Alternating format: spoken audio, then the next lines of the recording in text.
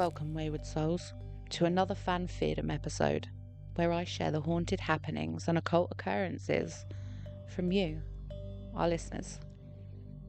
I have letters to share with you from Moon Davis at Wayward Hollow, GH Paranormal, Haunted UK, and Eric Rest in Peace Paranormal Gear. This first tale comes from Woodlawn Memorial Gardens and Mausoleums in Paducah, Kentucky, and is from GH Paranormal. It started out as a pretty quiet night investigation.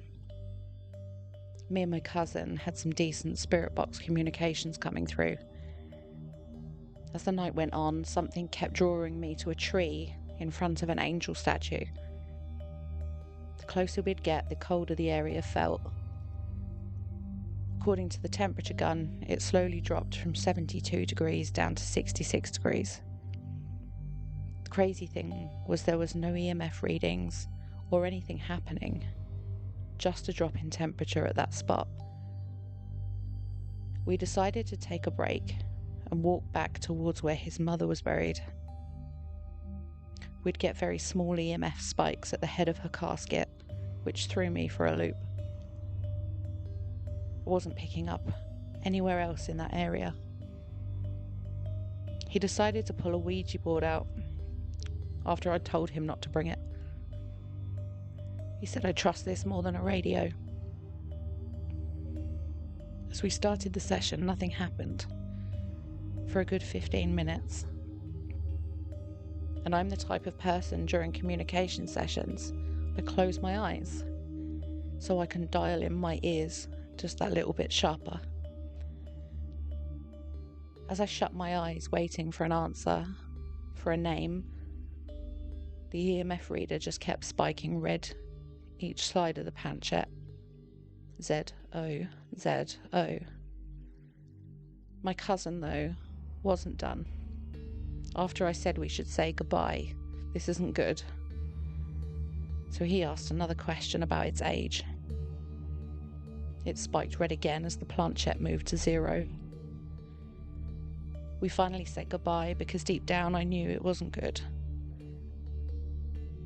I placed light up cat balls on top of her headstone just to see if they'd go off while we walked around. As I got close to the woods, I heard what sounded like heavy breathing and heavy hooves stepping in the dirt. When I looked back, there was nothing, so I didn't tell him. He later walked to the same area and out of nowhere grabbed all the gear and ran to the car. He claimed he heard the same thing and it freaked him out. I went back the next day by myself to try and find any tracks of hooves or anything, but I didn't find any. But as I was leaving, I heard it again. This next story comes from Moon Davis in Fork Union, Virginia. I want to tell you about our little family farm, Moon Mountain Hill Farm in Fork Union, Virginia. I was told long ago that any man who pays cash money for this land won't live to see 5 more years. They said it plain, like a weather report. But in the last few decades, the curse has changed its appetite. It doesn't always kill a man outright anymore. It ruins him first. I think that was from Nanny Moon trying to make the curse less dangerous, but I just don't know. That's what happened to Nanny Moon's husband. He didn't believe the stories, and by the time she learned them, it was too late. She was left with a half-built cabin full of hungry children and a grief that never left her bones. But she was no ordinary widow. Nanny Moon was a mountain hoodoo woman, a herbalist, a midwife, and a finder of lost things. She carried a little silver butter knife in her apron pocket, and folks say it could point straight to whatever you'd misplaced. She told people she couldn't leave this land till she died, and she was right. Into her 90s, she walked the same path to the spring every single morning, clear through summer heat and winter frost. Since her passing, the land has been handed from woman to woman.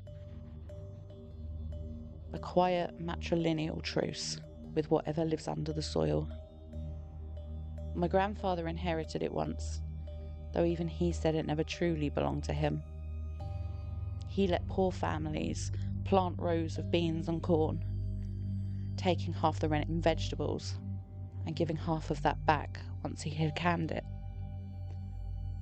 And if they tended the land long enough, he would break off a little piece of the land for them to have. He said it balanced the scales. Some of those families laughed off the curse. Some learned the hard way.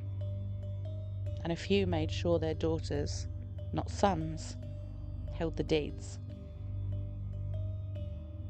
It's my mother's land now, and soon enough my daughter's.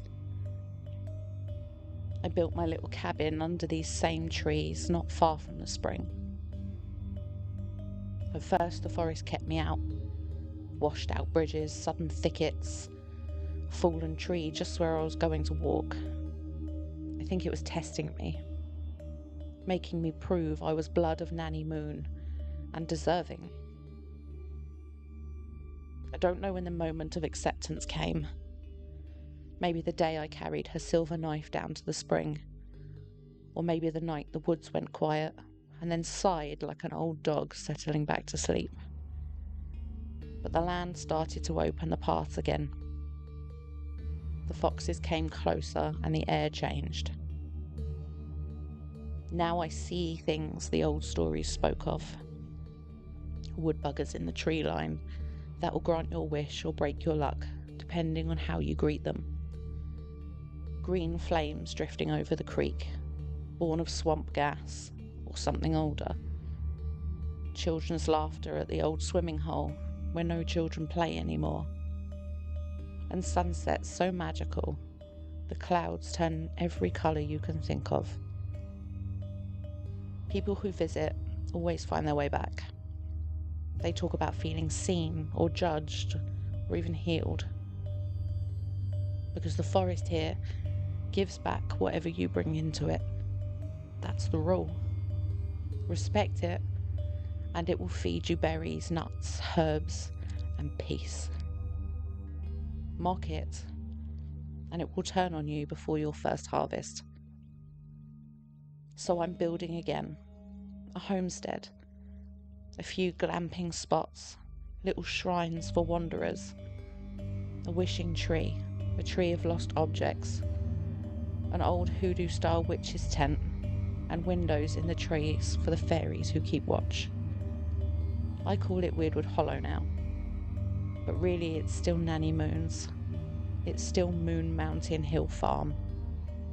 Still the same breathing, whispering forest that ruined men and raised women strong enough to outlast them. I don't fear the curse anymore. The curse is kind of a covenant, a bargain struck long ago. I don't need to know the details, but I know enough now. I know now for every dark thing rooted here, there is something bright beside it. I know this place is all about balance.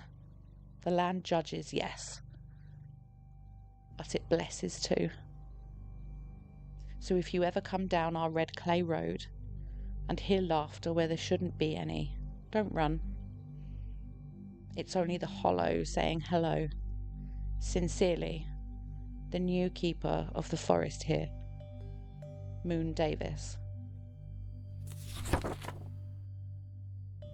This next wondrous tale comes from the UK. So I'm investigating alone, as Reese was on holiday. So I picked one close to where I'm from.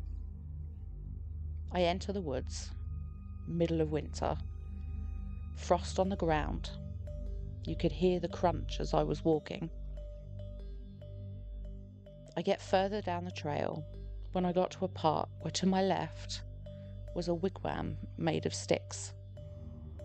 When the spirit talker said, "Get out," I replied with, "No, I'm not leaving." And not 2 seconds later, it replied, "Bad things will happen."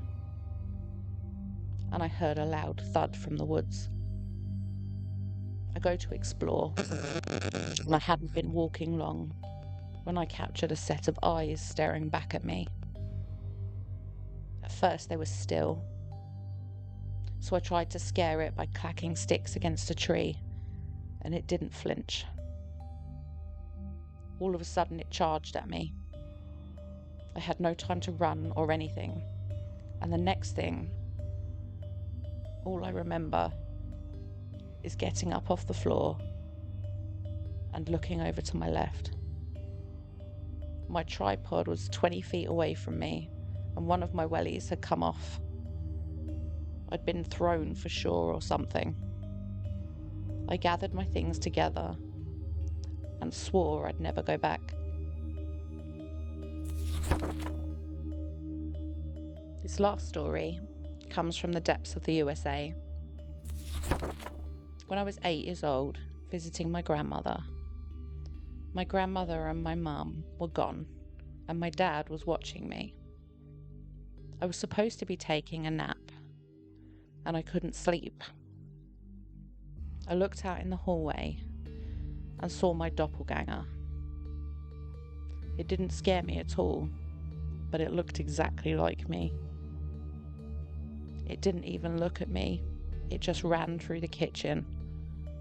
Dad thought it was me and yelled at me to go back and lay down. Someone told me that it was a protective spirit, but why it showed my age and my looks, I just don't know. I wonder what that could have been. A skinwalker maybe, deceitful entity. Whatever it was, what a chilling experience for a child to have.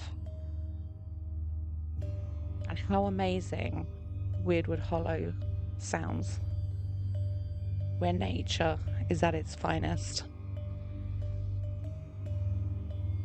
And then you have the eyes.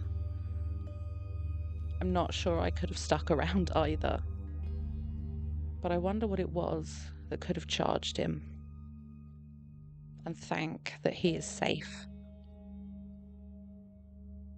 And as for the sound of the hooves and the spelling of Z-O-Z-O on the Ouija board, I truly hope that was just a spirit messing around and not the actual being that name belongs to.